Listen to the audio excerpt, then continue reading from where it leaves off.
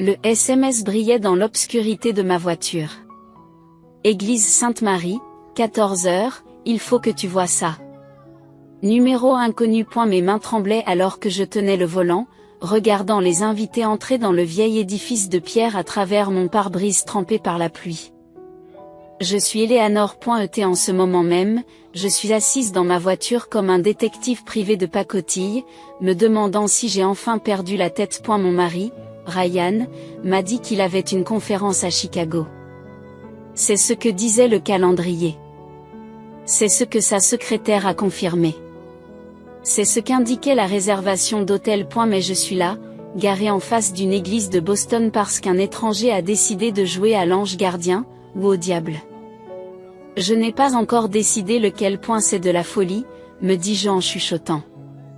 Mais j'attrape déjà mes lunettes de soleil. Les cloches de l'église entament leur chant funèbre alors que je sors de ma voiture. Les talons claquant contre le pavé mouillé. Chaque pas me donne l'impression de marcher vers ma propre exécution. Je me glisse par la porte latérale et trouve une place derrière un pilier de marbre. L'odeur familière des lys et de l'encens me parvient, et pendant un instant, je suis transporté le jour de mon propre mariage. Il y a 7 ans, même église, rêve différent. L'orgue commence à jouer et mon cœur s'arrête. Parce qu'il est là, Ryan, mon Ryan. Debout devant l'autel, vêtu d'un smoking que je n'ai jamais vu auparavant, les mains jointes devant lui, ce tic nerveux familier dans sa mâchoire. Il n'est pas à Chicago. Elle est ici, il attend, la mariée apparaît à l'entrée, et le sol se dérobe sous mes pieds. De longs cheveux noirs. Une peau olivâtre. Cette démarche gracieuse que je reconnaîtrais n'importe où. Megan. Ma meilleure amie depuis le CE2. La femme qui m'a aidé à choisir ma propre robe de mariée. Chère. Bien-aimé. Les mots du prêtre s'estompent dans un bruit blanc tandis que je les regarde échanger leurs vœux. Mon mari est ma meilleure amie, promettant de s'aimer jusqu'à ce que la mort les sépare. Tout comme il me l'a promis. Comme nous nous sommes tous promis de le faire quand nous étions enfants. Pas de secret. Pas de mensonge. Amis pour toujours. Je ne me souviens pas avoir quitté l'église. Je ne me souviens pas du trajet jusqu'à la maison. Mais je me souviens du moment où j'ai pris ma décision. Assise dans notre cuisine. Notre cuisine parfaite, digne d'un magazine, que Ryan a insisté pour rénover l'année dernière. Regardant le soleil se coucher à travers des fenêtres qui ressemblaient soudain à des barreaux de prison. Mon téléphone sonne. Ryan. La conférence est en retard. Ne m'attends pas. Je me sers un verre de son scotch préféré, celui qu'il garde pour les grandes occasions. Le liquide me brûle la gorge quand je l'avale. Et je me réjouis de la douleur. C'est réel. Contrairement à tout le reste de ma vie. Un autre message du numéro inconnu. Maintenant, tu sais. Que vas-tu faire? Qu'est-ce que je vais faire? Je ris, et le son est étranger à mes oreilles. Aigu. Dangereux. Comme du verre brisé. J'ouvre mon ordinateur portable et commence à taper. Chère Laura, j'espère que cet email te trouvera en bonne santé. J'ai pensé à organiser cette réunion de famille dont tu as toujours rêvé. Parce que c'est le problème avec la trahison. Il ne s'agit pas seulement de l'acte lui-même. Il s'agit de la danse élaborée des mensonges qui l'a précédé. Les alibis soigneusement construits. Les sourires pratiqués. Les touches désinvoltes qui ne voulaient rien dire. Ryan, mon charmant et parfait Ryan, a toujours été un excellent danseur. Mais moi aussi. J'y bois une autre gorgée de scotch et je souris. Laissons-les faire leur lune de miel. Laissons-les croire qu'ils ont gagné. J'ai le temps. Et j'ai quelque chose de mieux que leur amour. J'ai leur confiance. Le soleil se couche complètement, me laissant dans l'obscurité. Mais pour la première fois aujourd'hui, je vois tout clairement. Le vieil album photo est lourd sur mes genoux. Chaque page est chargée de souvenirs auxquels je ne peux plus faire confiance. Nous y sommes. Ryan, Megan et moi à 16 ans, étendus sur la pelouse de mes parents. Le bras de Ryan nous entoure tous les deux et nous rions d'une blague oubliée. Les bords de la photo sont usés, comme tout ce qui concerne cet été-là. J'ai commandé du chinois, appelle Ryan depuis l'étage inférieur. Ses pas résonnent dans la maison, chacun d'entre eux me donne la chair de poule. Elle est à la maison depuis 3 jours, depuis le mariage, son deuxième mariage. Agissant comme si rien n'avait changé, comme s'il n'avait pas brisé tout ce que nous avions construit. J'y ferme l'album lorsqu'il entre dans notre chambre, portant 2 assiettes de nourriture que je ne veux pas toucher. Tu te souviens quand on prenait des plats à emporter avec Megan tous les vendredis? Les mots sortent de ma bouche avant que je ne puisse les arrêter, aussi tranchant que du verre brisé. Le sourire de Ryan n'atteint pas tout à fait ses yeux. C'était il y a une éternité. C'est vrai? Je me lève, laissant l'album tomber sur le sol dans un bruit sourd et satisfaisant. Parce que je l'ai vue il y a 3 jours, elle était exactement la même. Ses baguettes se figent à mi-chemin de sa bouche.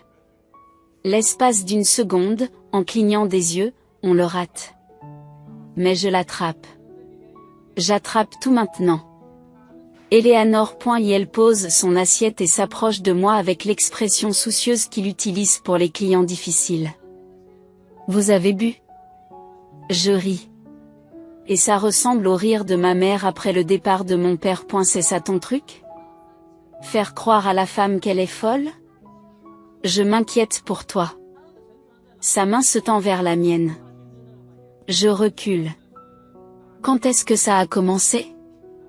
La question me brûle la gorge. C'était avant notre mariage? Pendant? Dis-moi, Ryan, j'étais le plan de secours ou la couverture, tu n'as aucun sens. Mais sa main gauche se crispe. Il dit quand il ment. J'ai passé 7 ans à cataloguer ses habitudes, à apprendre ses rythmes. C'est drôle comme on voit clairement les choses quand on cherche les fissures. J'étais à Saint. Marie est mardi. Les mots flottent entre nous comme de la fumée. Jolie frange, au fait. Mieux que celle que tu portais à notre mariage. Le masque tombe. Juste un instant. Mais c'est suffisant. Ses yeux sont froids, calculateurs. C'est le vrai Ryan? Celui que je ne me suis jamais permis de voir. Ce n'est pas ce que tu crois. Ne le fais pas. Ma voix ne tremble pas. J'en suis fière. Ne m'insulte pas avec des excuses.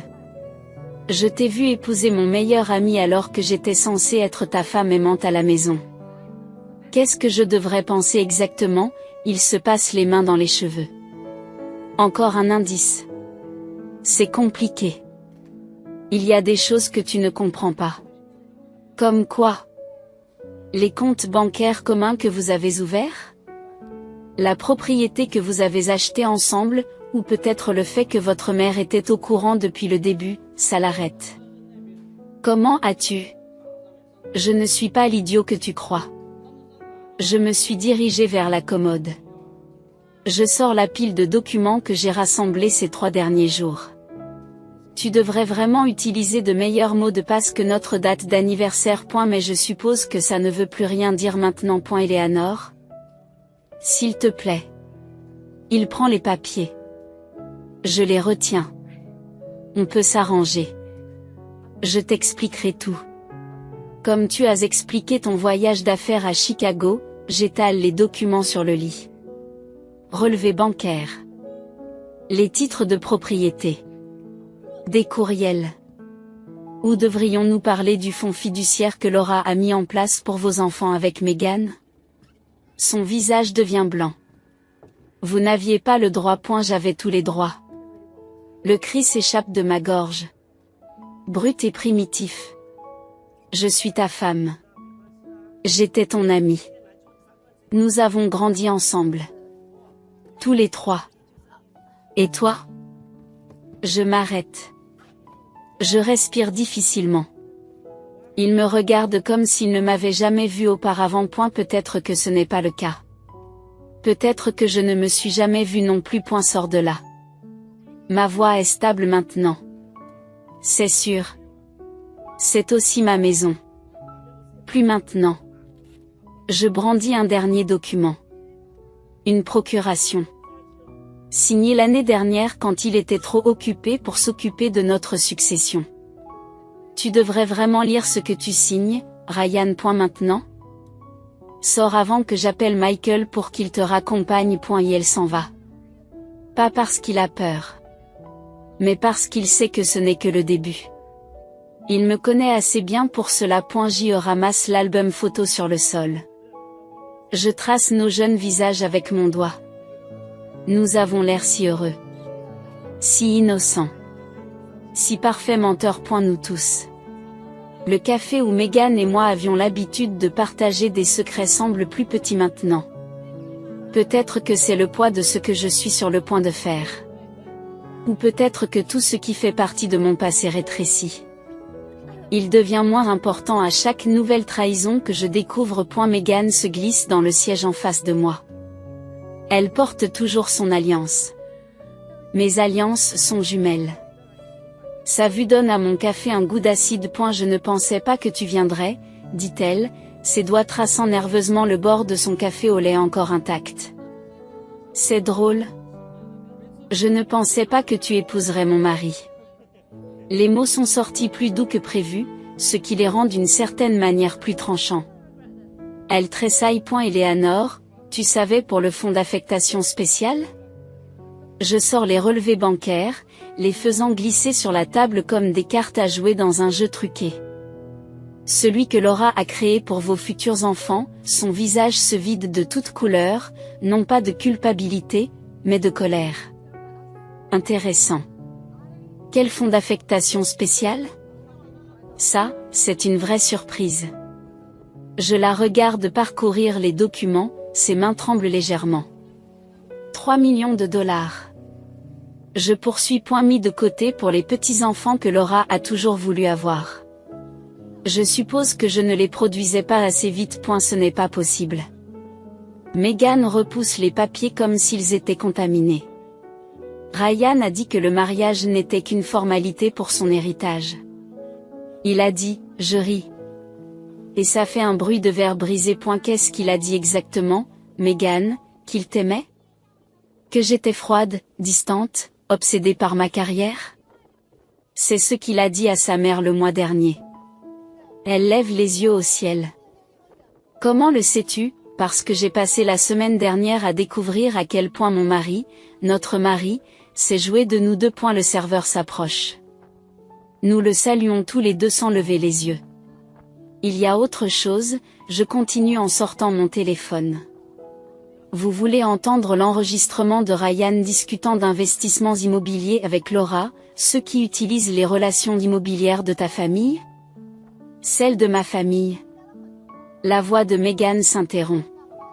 Sa mère, Grace, possède l'une des plus grandes sociétés immobilières de Boston. Un détail que Ryan connaissait bien avant de me demander de sortir avec lui. Tu ne t'es jamais demandé pourquoi il nous avait choisis? La question plane entre nous comme de la fumée. Les deux meilleurs amis qui ne se trahiraient jamais? La couverture parfaite. Stop. Meghan se lève si vite que sa chaise racle le sol.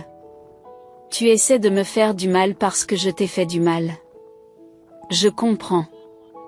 Je le mérite, mais... Assieds-toi. Ma voix ne faiblit pas.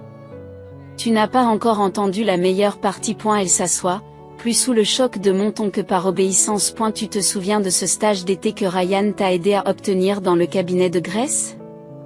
Celui qui a convaincu ta mère qu'il était un type merveilleux? Je fais glisser un autre document sur la table. Regarde la date de ce transfert de propriété. Ses mains tremblent pendant qu'elle lit. C'est la signature de ma mère, mais elle n'aurait jamais vendu sa propriété pour la moitié de sa valeur? Elle ne savait pas que c'était le cas. Vérifiez les signatures des témoins. Le visage de Meghan se crispe lorsqu'elle reconnaît sa propre écriture. Je ne faisais qu'authentifier des documents. Ryan a dit que c'était une pratique pour mon permis. Pendant que j'organisais notre mariage, tu l'aidais sans le savoir à voler ta propre mère. Et la vérité a un goût amer sur ma langue. Il s'est joué de nous deux, Meghan.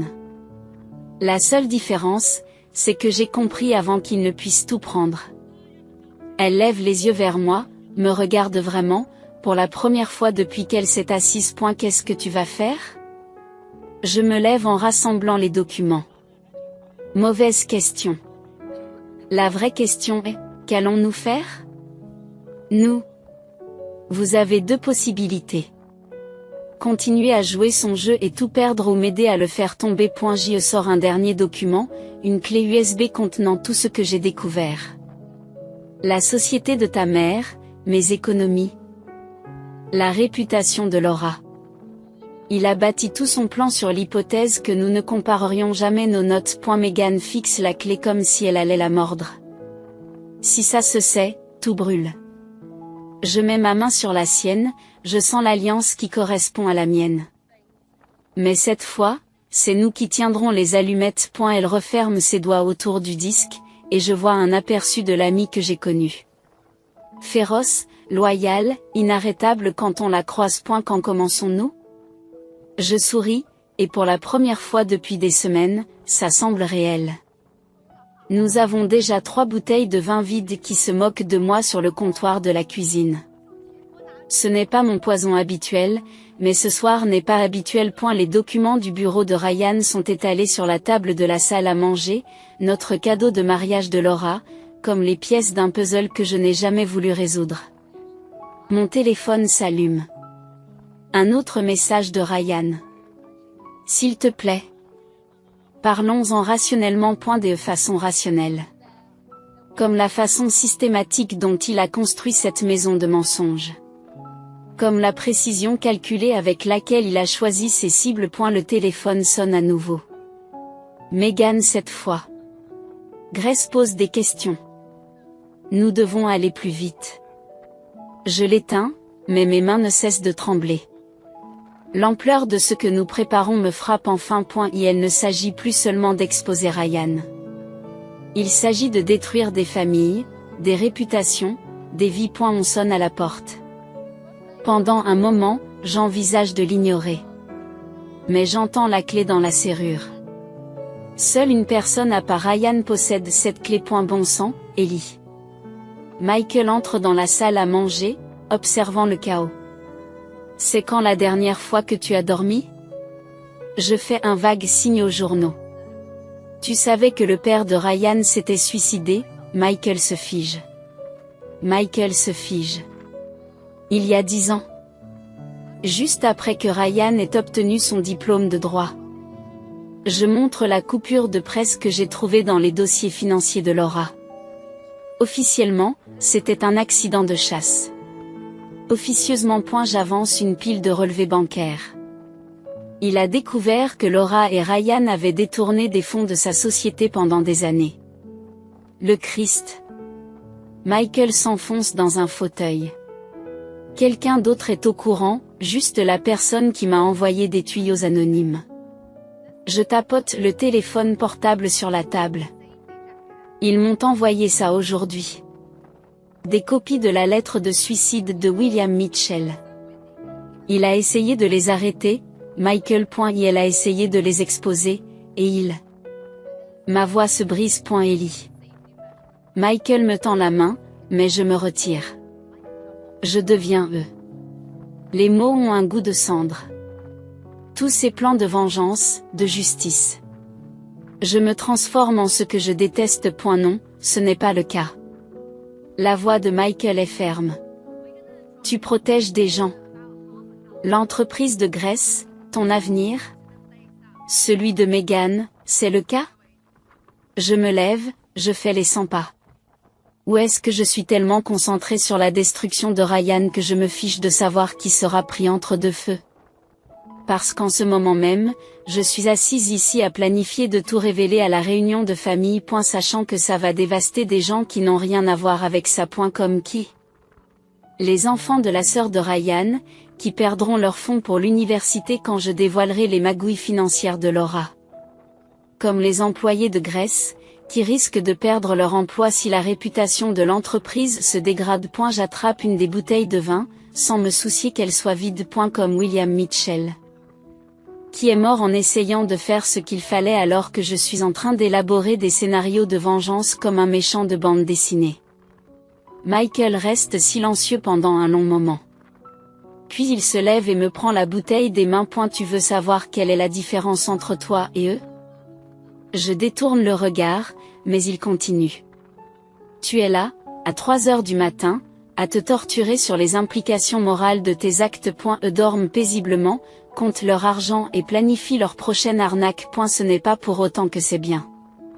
Non, ce n'est pas vrai. Ils commencent à rassembler les papiers, les organisant méthodiquement. Mais cela signifie que vous avez le choix. Vous pouvez tout exposer de façon spectaculaire à la réunion, comme vous l'aviez prévu, ou quoi. Ou bien on fait ça de la bonne manière, légalement, avec soin. Il brandit la lettre de suicide de William Mitchell. Nous finissons ce que le père de Ryan a commencé. Mais nous le faisons intelligemment. On protège d'abord les innocents. Le téléphone portable vibre. Un autre message de la source anonyme. Demandez à Laura ce qu'il en est des comptes offshore. Je fixe le message. Puis je regarde le chaos qui règne sur la table de ma salle à manger. 7 ans de mariage, toute une vie d'amitié, des générations de mensonges, tout cela pour aboutir à ce moment. D'accord, dis-je enfin. Montre-moi comment faire ça bien. Michael acquiesce et sort son téléphone. D'abord, nous devons parler à quelqu'un qui est spécialisé dans la fraude financière. Je connais quelqu'un. J'attrape son bras. Avant de faire ça, j'ai besoin de savoir quelque chose. Tu m'aides parce que j'ai raison? Ou simplement parce que je suis ta sœur? Il croise mon regard fermement. Les deux. Ni l'un ni l'autre. Je t'aide parce que quelqu'un doit les arrêter et que tu es assez forte pour le faire sans devenir UX. Je regarde les bouteilles de vin vides, les papiers éparpillés. Les preuves de ma quasi-descente dans leur monde de manipulation et de vengeance. Il a peut-être raison. Il y a peut-être une meilleure façon de tout brûler. L'ami avocat de Michael continue de parler, mais je suis fixé sur la feuille de papier qui se trouve devant moi. Une liste de noms, d'enfants pour la plupart.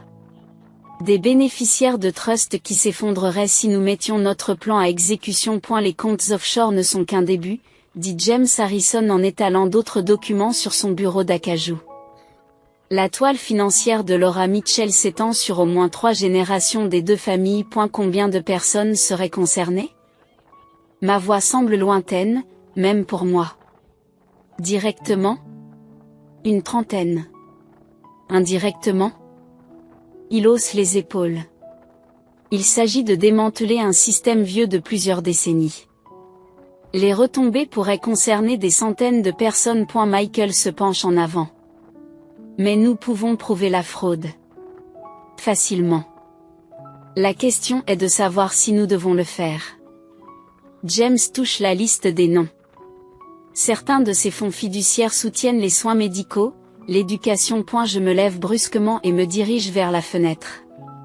Boston s'étale en contrebas, inconsciente de la bombe que nous sommes sur le point de faire exploser. Il doit y avoir un autre moyen. Mon téléphone sonne. Meg. Grace a trouvé les documents manquants. Elle appelle Laura aujourd'hui. Nous manquons de temps, dit Michael en lisant par-dessus mon épaule. Si Grace confronte Laura directement, tout s'écroule de toute façon. Je me retourne vers James. Combien de temps faudrait-il pour assurer la protection des parties innocentes? Des semaines. Peut-être des mois. Il faudrait. La porte du bureau s'ouvre. Laura Mitchell est là, immaculée comme toujours. Mais ses yeux sont sauvages. J'aurais dû savoir que tu irais voir Michael. Comment as-tu? James commence. Ma fille travaille dans votre immeuble, James. Est-ce qu'Eleanor vous a dit cette partie? Combien de familles elle est prête à détruire pour se venger, c'est riche, venant de vous. Michael se lève et se place entre nous. Laura l'ignore et se concentre sur moi. Tu crois que tu protèges les gens? William pensait la même chose. Regarde où ça l'a mené. La pièce devient silencieuse. Même le bruit de la ville semble s'estomper. Qu'est-ce que tu viens de dire? Mes mains s'agrippent au dossier de la chaise, les jointures sont blanches. Oh, ton ami anonyme ne t'a pas tout dit. Le sourire de Laura est tranchant comme un rasoir. William ne s'est pas contenté de découvrir nos combines. Il a essayé de les réparer. Détourner les fonds pour protéger les bénéficiaires. Comme vous le prévoyez. Et vous l'avez arrêté. Les pièces se mettent en place. L'accident de chasse. Était exactement ça. Un accident. Mais ses yeux se détournent. Le fait, Eleanor. Certaines structures ne peuvent être démantelées sans détruire tout ce qu'elles soutiennent. Vous ne vous battez pas seulement contre Ryan ou moi. Vous combattez des générations d'arrangements soigneusement équilibrés. Des arrangements construits sur des mensonges et des vols. Construits sur la nécessité. Laura se rapproche. Ryan t'a-t-il dit pourquoi il t'a épousé? Les relations politiques de votre famille.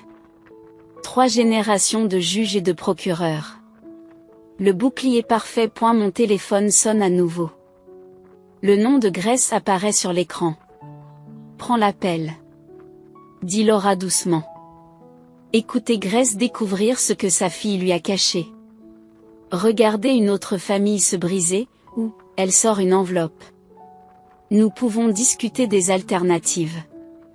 Ellie, non. Michael commence. Quelles alternatives? Ma voix est ferme, mais mon cœur se cogne contre mes côtes. Une rupture nette. Un règlement généreux. Les parties innocentes restent protégées. Laura pose l'enveloppe sur le bureau de James. Tout le monde gagne. Tout le monde sauf la justice. Michael craque. Et la justice? Laura rit. Demande à Eleanor ce qu'elle veut vraiment. La justice ou la paix? Mon téléphone n'arrête pas de sonner. Les messages de Megan rejoignent les appels de Grace. La liste des noms me regarde fixement depuis le bureau. Enfants, famille. Avenir. Combien de temps me reste-t-il pour décider? Les mots ont un goût de capitulation. Jusqu'à ce que Grace finisse de lire ses documents. Laura se dirige vers la porte. Choisis sagement, Eleanor. Contrairement à William, tu as encore le choix. Elle part, et le bureau semble à la fois plus grand et plus étouffant. Tu ne peux pas sérieusement envisager cela, dit Michael. J'y ramasse la liste des noms, puis mon téléphone qui vibre encore. Et si elle avait raison? Et si essayer d'arranger les choses ne faisait qu'empirer les choses? C'est la peur qui parle. Pas la justice.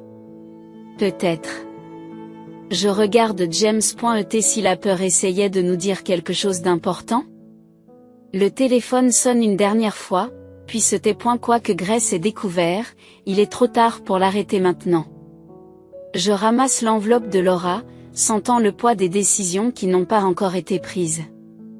Je dois parler à Megan, dis-je finalement. Avant de décider quoi que ce soit d'autre. Parce que parfois, j'apprends que la vengeance n'est pas une question de personnes que l'on est prêt à blesser, mais de personnes que l'on est prêt à sauver. Et la propriété de la famille Mitchell se dresse devant moi, ses fenêtres brillent comme des balises d'avertissement dans le crépuscule. Des voitures s'alignent le long de l'allée circulaire. Tous les acteurs sont réunis pour ce qu'ils pensent être une fête d'anniversaire surprise pour Laura et son second mari. Dernière chance de faire marche arrière. Michael se tient à côté de moi, tenant la mallette qui contient tout. Tous les documents, tous les enregistrements, toutes les preuves que nous avons rassemblées. Ils sont déjà à l'intérieur. Megan apparaît à mon autre épaule, la voix serrée. Grace est avec eux. Ryan surveille la porte comme un faucon. J'ajuste ma robe noire. Funéraire appropriée, bien qu'il ne le sache pas encore. Tu as sécurisé les sorties? James a des gens postés à chaque porte. Michael consulte sa montre. Une fois que vous avez commencé, personne ne part tant que tout n'a pas été exposé. Le poids de l'enveloppe de Laura appuie sur mes côtes, glissée dans ma robe. Son offre de silence, de protection des innocents, n'a toujours pas été ouverte. C'est encore possible. Nous entrons par la cuisine, où les traiteurs s'affairent sans savoir qu'ils servent le dernier repas de la dynastie Mitchell. Ryan me repère immédiatement, son visage oscille entre le soulagement et la suspicion. Eleanor ? Il s'approche de moi, une coupe de champagne à la main. Je ne pensais pas que tu viendrais. Et manquer la fête de Laura ? Mon sourire est comme du verre brisé. Je n'y songerai pas. Ses yeux se tournent vers la mallette, vers Meghan, vers Michael. Je vois le moment où il se rend compte que quelque chose ne va pas, mais la voix de Laura traverse le murmure de la conversation. Tout le monde, s'il vous plaît, se rassemble dans le hall principal. La foule se déplace, nous entraînant avec elle. J'aperçois des visages familiers. Race, pâle et calme. Le second mari de Laura, inconscient et rayonnant, la sœur de Ryan serrant les mains de ses enfants. Les enfants, mon Dieu, les enfants. Laura lève son verre. Merci à tous d'être venus. En fait, je m'avance, ma voix porte dans le silence. Soudain. J'aimerais d'abord dire quelque chose. Ryan se dirige vers moi, mais Michael lui barre la route. Meghan se positionne près de Grace. Eleanor, prévient Laura. Réfléchis bien à ce que tu fais. J'y sors l'enveloppe qu'elle m'a donnée, toujours scellée. J'y ai réfléchi. Pendant des semaines, je n'ai pensé à rien d'autre. Je me tourne pour m'adresser à la salle. De la justice et de la protection. De qui mérite la vérité et qui mérite la pitié. Ellie, la voix de Ryan est vraiment effrayante maintenant. Quoi que vous pensiez savoir, je sais tout. J'ouvre la mallette. Mais je ne sors pas les documents. Pas encore. Sur la mort de William, sur les fonds en fidéicommis, sur vos 2 mariages, sur les combines de Laura et sur tous les mensonges que vous avez proférés pour maintenir ce château de cartes debout. Et la salle s'agite et chuchote. Grace s'avance, le visage cendré. Meghan ? Je suis désolée, maman. La voix de Meghan se brise. Je ne savais pas, jusqu'à ce qu'Eleanor me le montre. Te montrer quoi ? Demande la sœur de Ryan. Qu'est-ce qui se passe ? Je regarde les enfants, leur visage confus, leur avenir innocent suspendu à mes prochains mots. L'enveloppe de Laura brûle contre ma peau. La vérité, dis-je doucement. Je suis venue ici ce soir pour tout détruire. Pour dénoncer des décennies de fraude et de manipulation. Pour obtenir justice pour tous ceux qui ont été blessés par les mensonges de la famille Mitchell. J'y sors le premier document. La véritable lettre de suicide de William. Laura reste immobile. Mais debout ici, en vous regardant tous. Je croise le regard de Ryan. Je réalise qu'il y a quelque chose de pire que d'être trompé. Quelque chose de pire que d'être trahi. Eleanor ?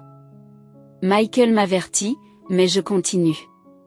C'est en train de devenir la chose même contre laquelle vous vous battez. J'y craque une allumette. Quand l'ai-je prise dans mon sac ? Et je la touche à l'enveloppe de Laura. Le papier s'accroche rapidement et je le laisse tomber dans la mallette. Non. Michael s'élance, mais il est trop tard. Les preuves brûlent, des années d'enquête minutieuse se transforment en cendres. Avec elles brûle ma chance de justice, de vengeance, de tout ce que je pensais vouloir. L'alarme incendie hurle, les sprinklers s'activent. Les gens se précipitent vers les sorties, dépassant les gardes de James dans le chaos. À travers la fumée et les embruns, je croise le regard de Laura. Elle sait ce que j'ai fait, j'ai choisi la miséricorde plutôt que la justice. J'ai choisi de protéger les innocents plutôt que de punir les coupables. Mais son sourire triomphant s'estompe lorsque je sors mon téléphone et que j'appuie sur envoyer, car parfois la plus grande vengeance n'est pas la destruction, c'est la rédemption. Les lumières de la police peignent la cuisine immaculée de Laura en alternant le rouge et le bleu. Elle est assise en face de moi sur l'îlot de marbre, toutes les 2 ruisselantes à cause de l'arrosage, et regarde les officiers transporter les boîtes de preuves. Les vraies preuves, pas les fichiers lors que j'ai brûlé. Des copies, dis-je à voix basse. Tout ce qu'il y a dans cette mallette ?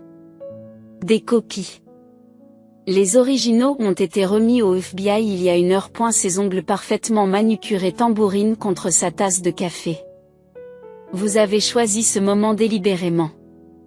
La fête, la réunion de famille. Tel père. Telle belle fille. J.E. fait glisser la lettre de suicide de William sur le comptoir. Il avait aussi prévu de tout dévoiler à votre fête d'anniversaire, n'est-ce pas?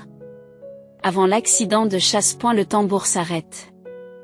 Par la fenêtre, je vois Ryan se faire conduire dans une voiture de police, Michael l'observant avec une satisfaction sinistre. Tu ne comprends pas ce que tu as fait. La voix de Laura tremble. Ses fonds sont protégés. J.E. sort mon téléphone et lui montre les décisions de justice. Chaque bénéficiaire innocent a été légalement séparé des comptes frauduleux. Les enfants conserveront leurs fonds pour l'université. Les soins médicaux se poursuivent. Pour la première fois, je lis une véritable peur dans ses yeux. Comment? J'ai eu 3 semaines après que vous m'ayez offert cette enveloppe. 3 semaines où vous pensiez avoir gagné. J.E. me penche en avant. Tu crois vraiment que j'ai passé tout ce temps à ne rien faire? Une agitation à la porte attire notre attention. Grace entre, flanquée d'agents fédéraux. Ses yeux se posent sur ceux de Laura. Tu l'as tué, dit Grace sans embâge. Tu as tué William quand il a essayé de protéger ma fille de tes plans. Laura se lève si rapidement que sa chaise bascule. C'est ridicule. William allait révéler comment tu as utilisé Megan pour accéder au dossier de l'entreprise de Grace. J.E. l'interrompt. Comment tu as manipulé Ryan pour qu'il nous épouse tous les deux afin de maintenir ta façade financière. Tout ce que j'ai fait, c'était pour cette famille. Non. Megan apparaît dans l'embrasure de la porte, les larmes aux yeux, mais stable. Tout ce que tu as fait, c'était pour toi. Et maintenant, nous savons tous pourquoi. J.E. fait glisser un dernier document sur le comptoir, une vieille photo. Laura reste immobile. William n'essayait pas seulement de dénoncer la fraude, n'est-ce pas? Je regarde son visage se crisper. Il a découvert autre chose. Sur le vrai père de Ryan. Sur la raison pour laquelle vous aviez désespérément besoin du lien avec la famille Carter. Maman? Ryan appelle de l'extérieur. Maman, qu'est-ce qui se passe? Laura s'élance vers la photo, mais Grace est plus rapide. Son souffle résonne dans la cuisine soudain silencieuse. C'est mon père, avec Laura. Il y a 37 ans, je confirme. 9 mois avant la naissance de Ryan. Et la vérité plane entre nous comme de la fumée, des décennies de manipulation, tout cela pour cacher une liaison désespérée, pour maintenir l'image parfaite de la famille Mitchell. Tu as tout détruit, murmure Laura, comme William a essayé de le faire. Non. Je me lève, rassemblant les documents restants. Tu as tout détruit au moment où tu as préféré le mensonge à l'amour. William a essayé de nous sauver, nous tous. Et maintenant, enfin, il l'a fait. Qu'est-ce que tu veux dire par là? Je sors une dernière fois mon téléphone. Lui montre la chaîne de messages. D'un numéro inconnu. Des courriels programmés d'un homme mort, envoyés des années après sa mort. William savait qu'il ne survivrait pas en essayant d'exposer la vérité. Alors il a laissé des miettes de pain, pour quiconque serait assez courageux pour les suivre. J.E. croise son regard. Je n'étais pas ta première victime, Laura. Mais je suis ta dernière. L'officier s'approche pour l'escorter vers la sortie. Par la fenêtre, je vois Ryan qui regarde, la compréhension apparaissant enfin sur son visage lorsque Grace lui montre la photo. Cela en valait-il la peine, demande Laura alors qu'il l'emmène. Tout brûler pour sauver l'honneur d'un homme mort, je pense aux enfants à l'étage, dont l'avenir est désormais assuré. À Megan et Grace, enfin libérés de toute manipulation. À William, qui est mort en essayant de nous protéger tous. Certaines choses, dis-je à voix basse, valent la peine d'être brûlées. Le soleil se lève sur la propriété des Mitchell. Peignant tout en or. Au loin, les sirènes s'éteignent. À côté de moi, Michael me serre l'épaule. Tu vas bien? Je regarde Laura disparaître dans une voiture de police, 30 ans de secret s'effondrant dans son sillage. Non. Je réponds honnêtement. Mais je le serai. Parce que parfois, la vérité ne vous libère pas. Parfois, elle vous montre simplement qui vous êtes vraiment. Et la dernière boîte de l'étude de Ryan est posée sur le comptoir de ma cuisine, sans avoir été ouverte. Par la fenêtre, les feuilles d'automne s'éparpillent dans mon jardin, où 3 enfants se sont promis d'être amis pour toujours. Mon téléphone sonne. Megan. Grace veut nous rencontrer, toutes les deux. Le procès s'est terminé hier. Laura et Ryan, tous deux coupables. Les gros titres ont parlé de justice. Les pages mondaines ont parlé de scandale. Ni l'un ni l'autre n'ont su rendre compte de la vérité. Je soulève le couvercle de la boîte, m'attendant à d'autres preuves, d'autres secrets. Au lieu de cela, je trouve une vieille caméra vidéo. Celle que nous utilisions l'été avant l'université, quand tout semblait possible. On sonne à la porte. Megan est là, plus petite qu'avant. Elle ressemble plus à la fille que j'ai connue qu'à la femme qui m'a aidé à tout démêler. J'ai trouvé le mien aussi, dit-elle en brandissant un appareil photo identique. Dans le grenier de maman. Nous les posons tous les deux sur le comptoir, ces reliques de ce que nous étions. Aucun de nous ne parvient à les allumer. As-tu lu la déclaration de Ryan, demande-t-elle. Non. Je nous sers du café à tous les deux. Une habitude d'avant, quand l'amitié était simple. Tu l'as lu? Il a dit qu'il nous aimait tous les deux. Son rire semble fragile. Il y croyait vraiment, je crois. C'est Ryan. Je fais glisser sa tasse sur le comptoir, il vit sa propre vérité, même quand c'est un mensonge. Et la lumière de l'après-midi accroche les caméras, projetant des ombres jumelles. Megan en touche une doucement. Nous devrions les regarder, dit-elle. Avant que la grâce n'arrive, avant que nous décidions de la suite des événements. Elle acquiesce. Nous savons toutes les deux que la réunion de Grace n'est pas seulement une question de réconciliation. Il s'agit de l'avenir de son entreprise. De la confiance et des secondes chances. De la question de savoir si certains ponts peuvent être reconstruits après avoir brûlé. Je connecte la première caméra à mon ordinateur portable. L'écran s'anime. Nous sommes là. Jeunes, riants, entiers. Ryan derrière la caméra, racontant notre dernier été ensemble, avant l'université, avant les choix, avant d'apprendre que l'amour et les mensonges pouvaient porter le même visage. Stop, dit soudain Megan. Regardez ce moment. Le cadre se fige sur nos jeunes mois, partageant une blague oubliée. Mais c'est le reflet de Ryan dans la fenêtre qui attire mon attention. La façon dont il nous observe tous les deux. Il planifie, même à ce moment la et elle ne nous a pas détruits. Je m'en rends compte. Il nous a juste montré qui nous étions déjà. Qu'est-ce que tu veux dire par là? Tu as toujours voulu l'aventure. J'ai toujours eu besoin de contrôle. Il a juste armé ses vérités. Le café de Megan reste froid, sans être touché. Et maintenant? La deuxième caméra reste dans l'obscurité, sans être surveillée. J'apprends que certaines vérités n'ont pas besoin d'être vues pour être comprises. C'est maintenant que nous choisissons, dis-je.